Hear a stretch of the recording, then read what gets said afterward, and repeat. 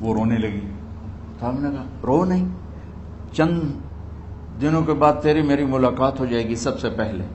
تو 6 ماہ بعد حضرت فاطمہ کا بھی 24 سال کی عمر میں یا 25 سال کی عمر میں انتقال ہو گیا.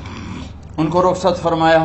پھر آپ نے داماد مولا علی کو بلایا, ان کا سر اپنی گود میں رکھا اور ان کے سر پہ اور کمر پہ ہاتھ پھیرتے رہے اور ان کو دعائیں دیتے رہے. آہستہ آہستہ تھی, آواز اونچی نہیں تھی, پست آواز تھی, اور یوں سر پہ کمر پہ سر پہ کمر پہ اور دعائیں دے رہے ہیں.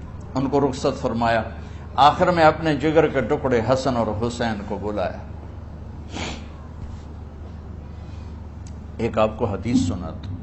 میرے نبی نے فرمایا اپنے بچوں کو عزت دیا کرو, اکرموا اولادکم.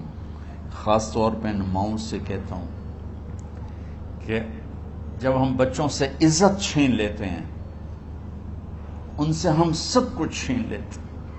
پڑھے نہیں ہو, اسکول نہیں گئے ہو, ٹیوشن نہیں پڑھی ہے, ہوم ورک نہیں کیا ہے, یہ کیوں کھایا, یہ کیوں پہنا.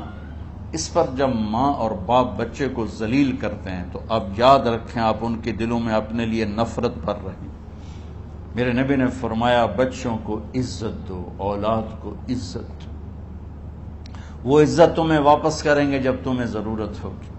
جب تم ان کے محتاج بنو گے تو پھر وہ عزت تمہیں واپس ملے گی. اگر ڈانٹ ڈپٹ تربیت کے نام پر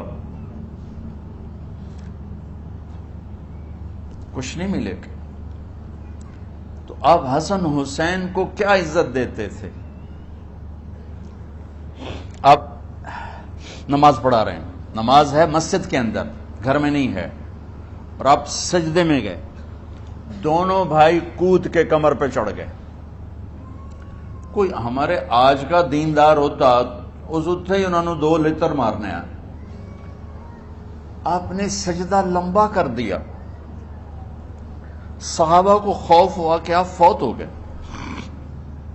عبداللہ بن مسعود نے سر اٹھا کے دیکھا تو دونوں بھائی کمر پہ چڑھے ہوئے تھے اور آپ سجدے میں پڑے ہوئے تھے. انہوں نے ہاتھ آگے بڑھایا اتارنے کے لیے, تو آپ نے بغلوں سے دیکھا کہ کوئی ہاتھ آ رہا ہے بچوں کو اتارنے کے لیے. تو سجدے میں ایسے ہاتھ ہوتے ہیں, تو آپ نے یوں کر کے ان کو روک دیا اشارے سے. جب تک حسن حسین علیہم السلام کمر پہ سوار رہے میرے نبی نے سجدے سے سر نہیں اٹھایا. یہ عزت دی. اور جب وہ اترے پھر آپ سجدے سے اٹھے, سلام پھیرتے ہی اپنے دونوں بچوں کو گود میں لے کے فرمایا میرے ماں باپ ان پہ قربان, انہیں تکلیف نہ دیا کرو.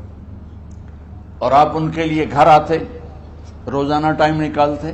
آج والدین کے پاس اولاد کے لیے ٹائم نہیں, کل اولاد کے پاس والدین کے لیے ٹائم نہیں ہوگا.